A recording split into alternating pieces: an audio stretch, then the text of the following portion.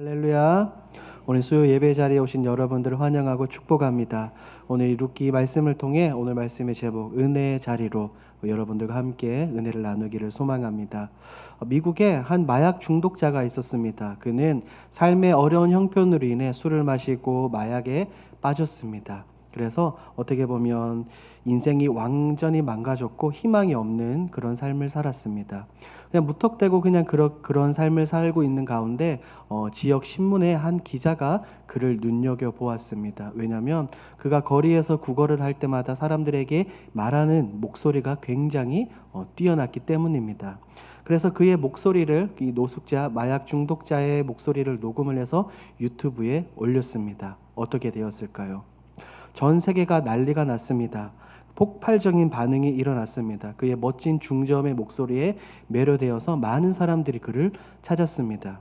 그래서 그는 유튜브에 출연을 하기도 하고 기자가 되기도 했습니다. TV쇼에도 등장하고 수많은 광고를 찍게 되었습니다.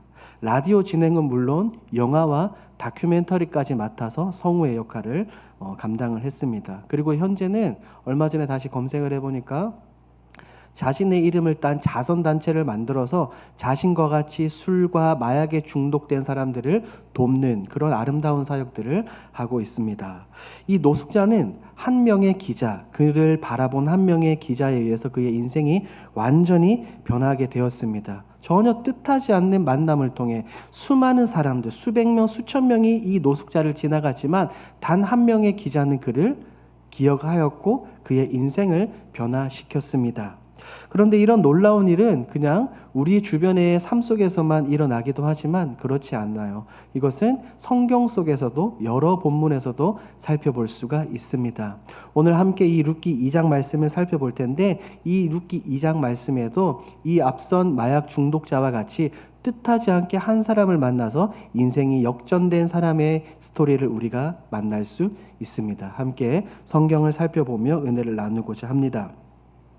룻은 보아스를 모릅니다.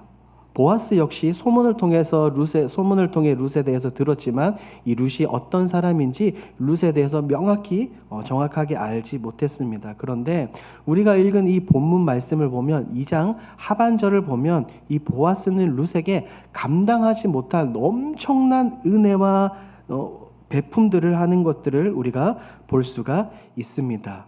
2장 1절 말씀을 보면 성경은 보아스에 대해서 소개하기를 유력한 자라고 이야기를 합니다. 여기서 유력하다는 말은 그가 부유하기도 하고 영향력 있고 힘 있다라는 그런 의미입니다. 그런데 반면 그와 대비되는 이 여인 룻은 어떤 사람이죠? 그는 모압 이방 여인입니다. 이 보아스가 굳이 신경을 쓰지 않아도 될 여인임에도 불구하고 보아스는 룻에게 끝없는 사랑, 엄청난 은혜를 베풀어 줍니다. 우리는 곡장 뉴스를 통해서 이런 것들을 많이 살펴보기도 합니다. 얼마 전에도 기사가 나왔죠. 어떤 어르신들이 평생 파지를 주어서 그것을 어떤 대학에 기부하기도 합니다. 그리고 설이나 추석 때 엄청난 많은 사람들이 익명으로 기부금을 자선단체에 내기도 합니다. 우리는 그런 기사들을 보며 그 사람을 칭찬하기도 하고 그 뉴스를 보며 감사하기도 하고 흐뭇해합니다. 그런데 오늘 본문에는 그런 것들보다 훨씬 더 뛰어난 러브 스토리이자 은혜의 자리로 한 사람을 초대한 이야기들이 많이 등장을 합니다. 한번 보겠습니다. 보아스는 우리가 지난 시간을 살펴보면 보아스는 룻에게 세 가지를 약속을 했습니다. 무엇을 약속했을까요? 그에게 안정된 일자리를 제공하고 두 번째 안전을 약속을 했습니다. 다른 소년들이 룻을 건드리지 못하도록. 세 번째로는 그가 언제든지 마음껏 물을 마실 수 있도록 물까지 제공을 했습니다. 안정된 직장을 주었고요. 안전을 지켜주었고 마실 물까지 주었다면 보아스는 그가 주인으로서 할 수 있는 최선을 다했습니다. 전혀 일면식도 없는 완전 낯선 이방 여인에게 그런 은혜를 베푸는 보아스죠. 충분하지 않나요, 여러분? 여기까지만 이야기해도 보아스가 굉장히 선한 사람이고 은혜를 많이 베풀었구나라는 것을 알 수 있습니다. 그런데 보아스는 여기에서 멈추지 않아요. 멈추지 않고 오히려 더 룻을 향해 은혜를 베푸는 모습을 볼 수가 있습니다.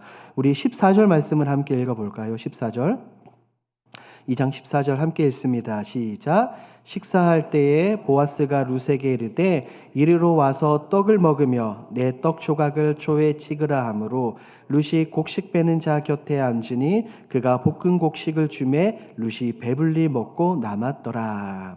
자, 14절 말씀을 보니 서두에 식사할 때라고 나옵니다. 언제라고요? 식사할 때, 밥 먹을 때, 점심때를 의미하죠. 다른 일꾼들은 함께 룻과 같이 일하다가 일꾼들은 식사를 가도 아마 룻은 그 자리에 그대로 남아 있었을 겁니다. 이삭 죽기를 계속했다는 거죠. 왜 그랬을까요? 룻은 첫 번째, 먹을 것이 없기 때문입니다. 먹을 것이 없기 때문에 이른 새벽부터 이곳에 나와서 이삭 죽기를 하고 있지 않습니까? 두 번째, 내가 쉬지 않고 조금이라도 더 먹어야, 더 주어야 어떻게 되는 거예요? 나도 먹고 내 시어머니 나오미도 함께 먹는 겁니다. 내가 열심히 일하지 않으면 이 시어머니와 함께 풍성한 삶을 누릴 수 없는 겁니다. 만약에 지금 여러분들이 이 현장에 있는 룻이라면 여러분들에게 가장 필요한 것은 무엇일까요? 가장 채워져야 될 게 뭘까요? 식사 시간이라니까요. 뭘까요? 배고픔이죠. 배고픔. 이른 아침부터 일찍이 나와가지고 일하고 있는데 한번 상상을 해볼까요? 아침부터 열심히 와서 일합니다. 식사 시간에 배가 고픈데 먹을 것은 없어요. 그런데 나를 제외한 모든 일꾼들은 저 식당이 아니라 식사 자리에 갔습니다. 식사 자리에 가니까 어때요? 사람들의 왁자지껄 대화 소리가 들리죠. 어떤 음식을 먹는지는 정확히는 모르지만 냄새가 날까요? 안 날까요? 나겠죠. 이 룻은 옆에서 그 소리를 듣고 이 냄새를 맡으면서 그의 심정은, 그의 마음은 어땠을까요? 룻에게 있어서 가장 필요한 것은 다른 것이 아니라 배고픔입니다. 배고픔. 그리고 보아스는 밭의 주인이기 때문에 종들과는 먹는 게 같았을까요? 달랐을까요? 아마도 달랐을 거예요. 그리고 또한 보아스 역시 이 유력한 자이기 때문에 밭의 주인이기 때문에 종들과 식사를 같이 하기는 하되 그가 앉은 자리, 그가 앉은 식탁은 남들과는 달랐을 거예요. 똑같은 것을 먹거나 똑같은 자리에서 하지 않았을 거라는 겁니다. 그런데 놀랍게도 보아스는 우리가 이 읽은 14절 말씀을 보니까 모압 출신인 룻을 자신이 식사를 하는 그 식탁으로 초대합니다. 자기와 함께 음식을 먹도록 권합니다. 음식을 주고 그것을 그냥 주는 것이 아니라 소스에 찍어 먹도록 초까지 줍니다. 덧붙여 볶은 곡식까지 배부르도록, 배가 터지도록 먹게 룻을 도와줍니다. 계속해서 강조하고 있지만 룻은 이방 여인입니다. 모압 여인이자 미천한 여인입니다. 당시 유대인들은 모압인들을 상당히 경멸했습니다. 이 모압인들이 유대인들을 억압하고 괴롭힌 것도 있지만 율법에 따라서 그들을 배척을 했습니다. 하나님께 대항하는 자들이라는 인식이 있었기 때문에 그들은 이방인들, 모압인들을 굉장히 싫어했어요. 더군다나 룻은 어떻습니까? 남편과 사별하고 홀로 지내는 여인이었습니다. 인간적인 눈으로 봤을 때 이 룻은 보아스와 감히 한 식탁에서 한 음식을 먹을 자격이 있습니까? 없습니까? 없어요. 전혀 없습니다. 지금 보아스의 곁에서 같은 식탁에서 식사를 하는 종들은 아무래도 종들 중에서도 어떻게 조금 더 직급이 높거나 혹은 보아스에게 신뢰를 받은 그 종들이 같은 식탁에서 먹습니다. 그럼에도 불구하고 보아스는 룻을 그 자리로 초대해서 특별한 은혜를 베풀어 주인의 식탁에서 함께 먹는 은혜, 함께 먹는 영광을 그녀에게 베풀어 줍니다. 차별 없이 은혜를 베풀어 주는 모습을 볼 수가 있죠. 이 본문을 보면서 이사야서 55장 말씀이 머릿속에 딱 떠올랐습니다. 이사야서 55장 1절에는 이렇게 기록이 되어 있습니다. 오호라 너희 모든 목마른 자들아 물로 나아오라. 돈 없는 자도 오라. 너희는 와서 사 먹되 돈 없이 값 없이 와서 포도주와 젖을 사라. 하나님이 원하시는 것은 바로 이런 것입니다.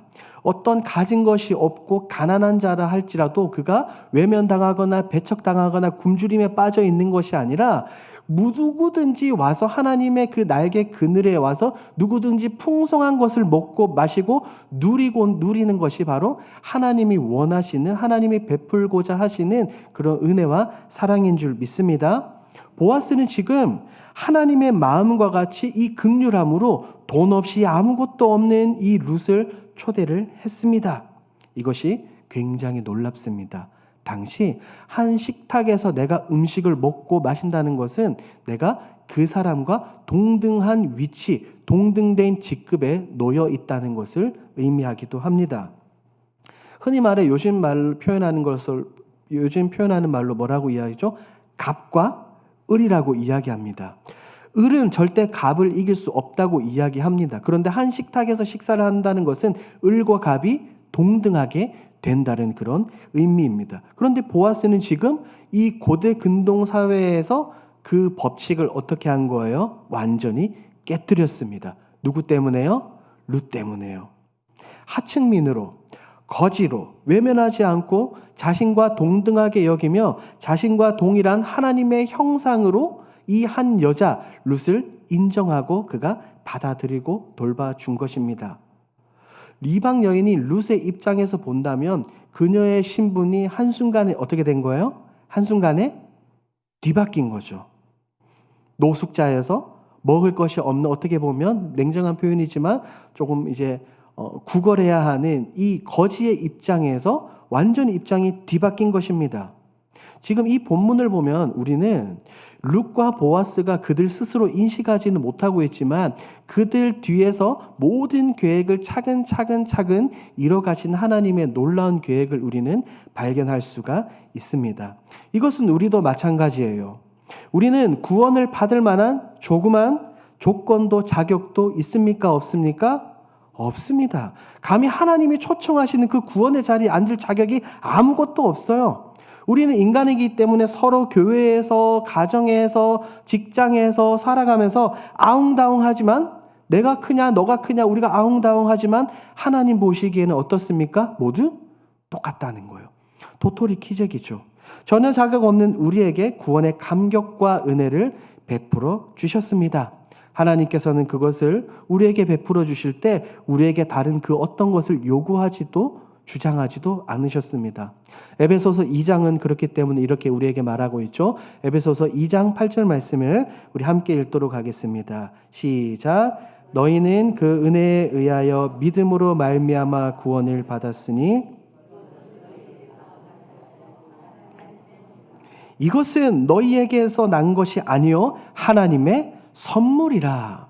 하나님은 우리에게 아무런 것도 바라지 않으시면서 우리에게 베풀어 주셨습니다. 마찬가지로 지금 보아스는 룻에게 아무런 것을 대가를 기대하지 않고 그녀에게 은혜를 베풀어 주었습니다. 하나님께서 베풀어 주셨기 때문에 우리가 구원을 받아 이 자리에서 예배를 드릴 수 있고 우리가 구원의 감격과 기쁨을 누리게 된 줄 믿습니다. 그리고 룻은 알게 모르게 그녀의 신분이 격상된 것처럼 우리의 신분 역시 어떻게 되었어요? 변화되었습니다. 예수님을 알기 전에 내 모습과 예수님을 만나고 난 이후에 우리의 모습은 어때요? 완전히 변했습니다.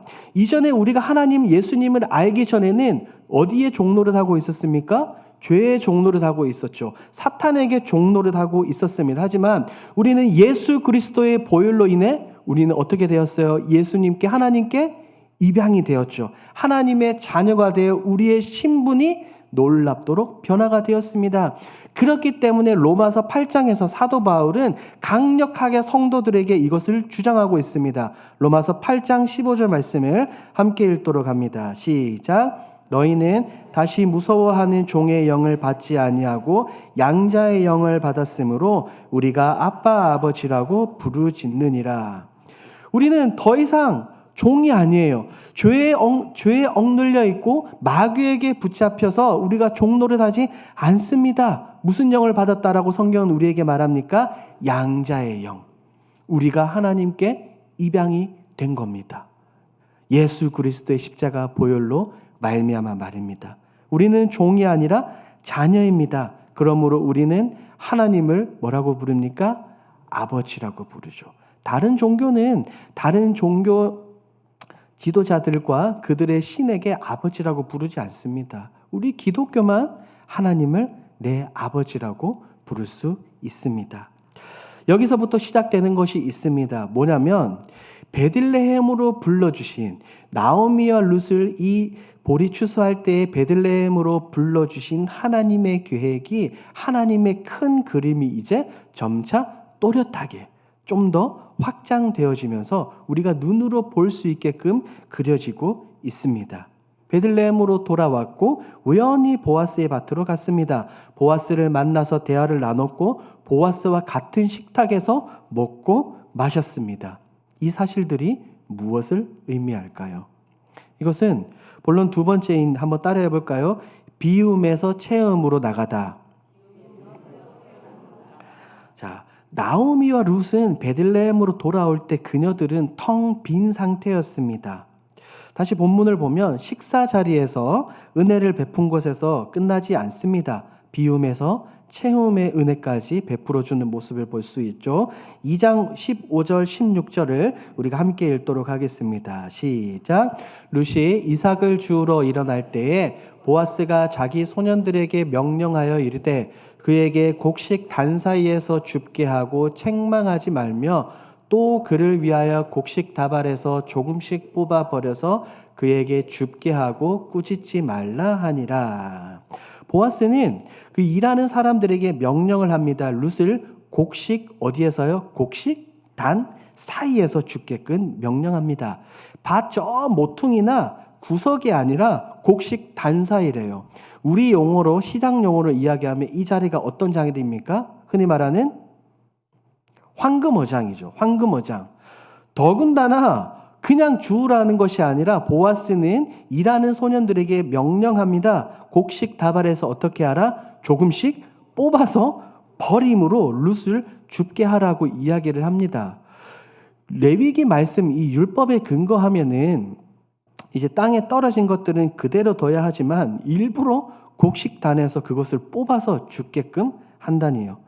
보아스는 지금 룻을 엄청나게 배려하는 모습을 볼 수 있습니다.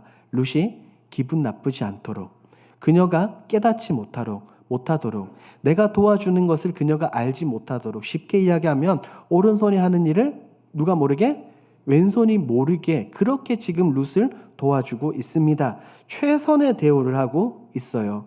그래서 식사를 마치고 난 후 저녁까지 룻이 이 이삭을 주었습니다. 주어 모았던 그 양이 얼마나 될까요? 2장 17절입니다.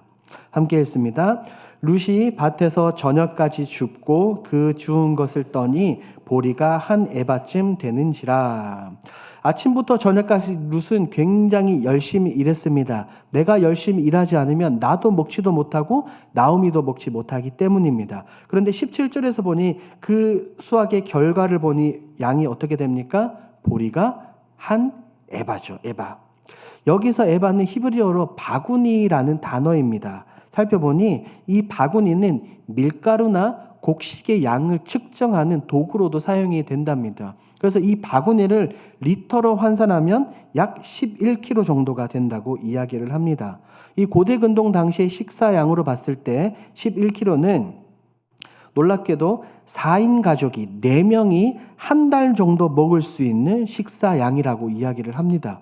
그런데 이 4명이 한 달 정도 먹을 수 있는 양을 룻은 얼마만큼, 얼마의 시간 동안 이것을 얻은 거예요?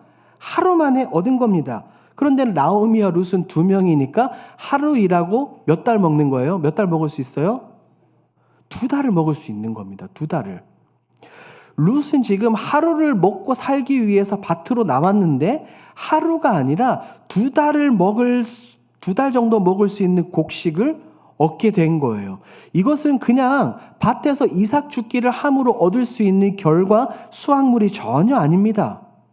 이 룻이 이것을 가지고 이제 집으로 돌아와요. 나오미에게 자초지종을 설명을 하죠. 그때 나오미가 굉장히 놀라운 반응을 보이며 축복의 말을 합니다. 그것이 2장 20절이에요. 2장 20절도 함께 읽습니다.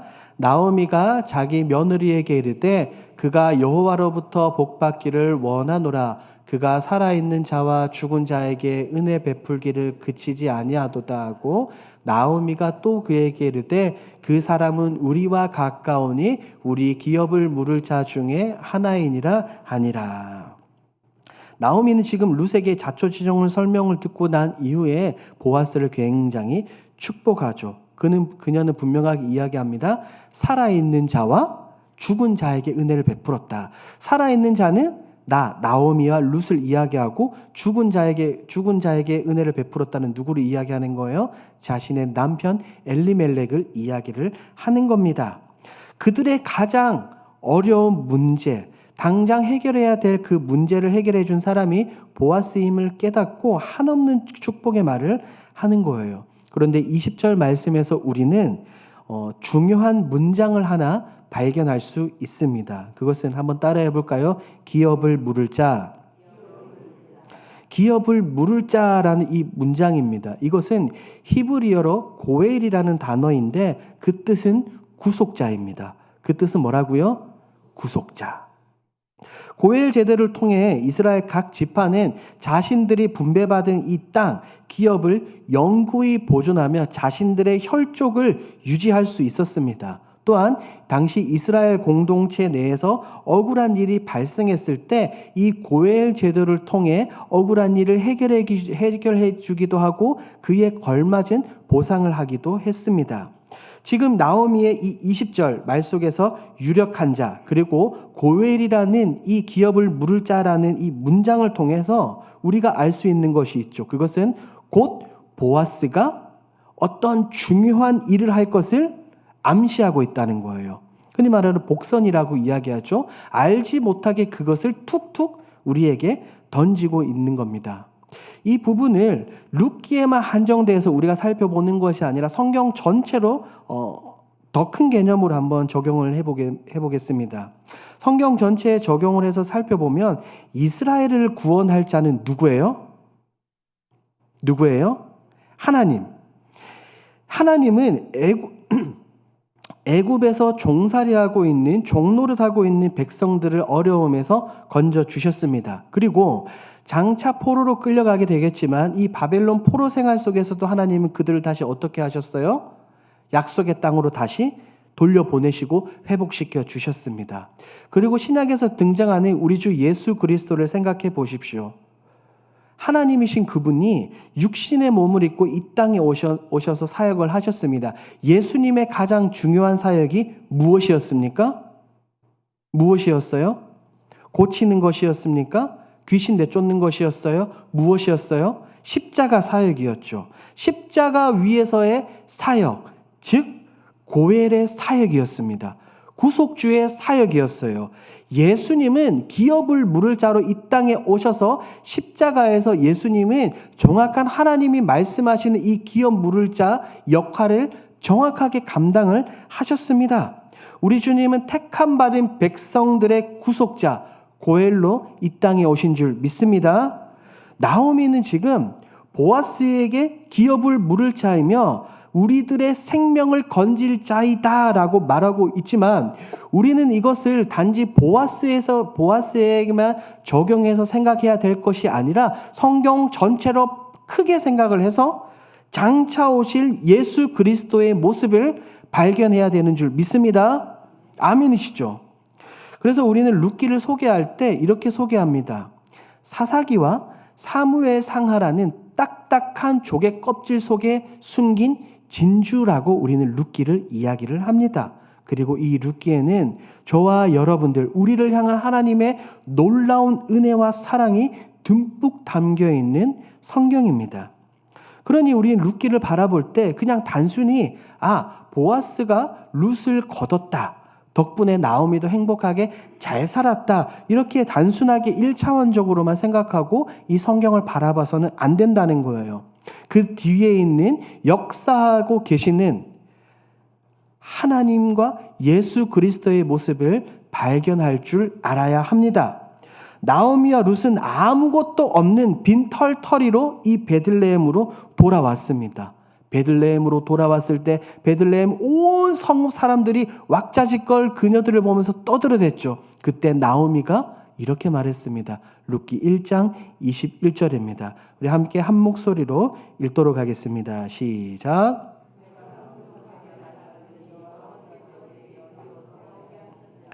여호와께서 나를 징벌하셨고 전능자가 나를 괴롭게 하셨거늘 너희가 어찌 나를 나옴이라 부르느냐 하니라.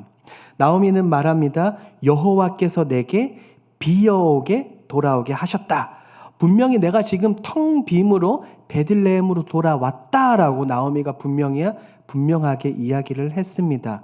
그런데 우리가 살펴보는 것처럼 텅 비어있는 그 텅 빔을 이제 보아스를 통해서 어떻게 되는 거예요? 점점 채워지고 있는 거예요. 점점 채워지고 있는 겁니다. 그냥 채워지는 것이 아니라 우리가 생각하는 내 그릇만큼 채워지는 것이 아니라 내가 감당할 수 없을 정도로 나오미와 룻이 감당할 수 없을 정도로 풍성하게 하늘의 문을 열고 그녀들에게 채워주시는 하나님의 모습을 우리는 발견할 수 있습니다. 더욱이 자신들의 가문을 잇게 될 그 사람까지 만나게 됩니다. 여러분들이 지금 이 룻기 2장 본문을 보면서 무엇을 느끼십니까? 룻기를 읽으시면서 저는 본문을 읽으며 계속해서 우리들의 삶 속에 간섭하시고 역사하시고 채워주시는 그 하나님의 모습을 발견했습니다. 우리 주 예수 그리스도께서도 분명하게 이렇게 말씀하셨죠. 예수님이 이 땅에 오신 목적에 대해서 이렇게 말씀하셨어요. 요한복음 10장 10절입니다. 함께 읽습니다. 시작. 도둑이 오는 것은 도둑질하고 죽이고 멸망시키려는 것뿐이요 내가 온 것은 양으로 생명을 얻게 하고 더 풍성히 얻게 하려는 것이라. 아멘. 예수님은 분명하게 말씀하셨습니다. 내가 온 것은 양으로 무엇을 얻게 하고 생명을 얻게 하고 그냥 생명만 얻는 것이 아니라 그것과 더불어 우리들의 삶 가운데서 더 풍성히 많은 것들을 하나님은 우리에게 채워주시고자 한다는 거예요. 주님은 우리에게 영생만 허락하신 것이 아닙니다. 우리가 이 땅을 살아가면서 하늘의 신령한 것과 땅에 기름진 것으로 넘치도록 충만하게 채워주시는 그 하나님과 예수님이신 줄 믿습니다. 그냥 우리에게 구원만 허락해 주신 것이 아니에요. 우리의 모든 필요를 아시고 모든 것을 채워주시는 그 하나님입니다. 이런 하나님을 믿고 따르시는 저와 여러분들이 되길 주님의 이름으로 축복합니다. 오늘 말씀의 결론을 간단하게 두 가지로 정리하도록 하겠습니다. 함께 첫 번째 한번 따라해 볼까요? 은혜의 자리로 이끄시는 하나님을 신뢰합시다. 그렇습니다. 우리는 언제나 우리를 은혜의 자리로 이끄시는 하나님을 신뢰해야 됩니다. 하나님은 언제나 어느 때나 무소부재의 하나님이시죠. 보이지 않는 그 하나님께서 강한 손과 펴신 팔로 우리를 이끌고 계십니다. 하나님은 다른 사람의 아버지가 아니라 나의 아버지가 되어주시는 줄 믿습니다. 자녀들을 더욱 풍성하게 해주고자 더 많은 것들을 주시고자 하는 모습을 우리는 볼 수 있습니다. 이전에는 죄의 종노릇하던 우리를 불러주셔서 은혜의 자리로 이끌어주셨고 은혜의 자리에 이끌어주신 것에서 끝나는 것이 아니라 양자로 입양해 주신 하나님을 기억하며 감사하시기를 축복합니다. 두 번째 따라하겠습니다. 채워주시는 하나님을 신뢰합시다. 하나님은 날마다 우리의 삶 속에서 우리의 필요를 아시고 채워주시는 줄 믿습니다. 본문에 나오는 두 명의 여인은 빈털털이었습니다. 가진 것이 없었습니다. 하지만 하나님은 그녀들을 기억하셨고 그들이 생각했던 것보다 훨씬 더 많이, 훨씬 더 풍성하게 채워주셨습니다. 이스라엘 백성들이 광야에서 먹을 것이 없어 불평할 때 하나님은 만나와 메추라기, 반석에서 물을 터뜨려서 그들의 필요를 채워주셨습니다. 오늘날 우리가 살아가는 가운데 이 절대적인 하나님을 신뢰하며 나아가기를 주님의 이름으로 축복합니다. 그럴 때 내가 생각했던 것 이상으로, 내가 상상했던 것 이상으로 하늘의 문을 활짝 여시고 우리에게 많은 것들을 허락해 주실 줄 믿습니다. 우리의 삶 속에서 풍성하게 채워주시는 그 하나님을 신뢰하며 다른 것이 아니라 예수 그리스도를 바라보며 붙드시며 살아가시길 주님의 이름으로 축복합니다.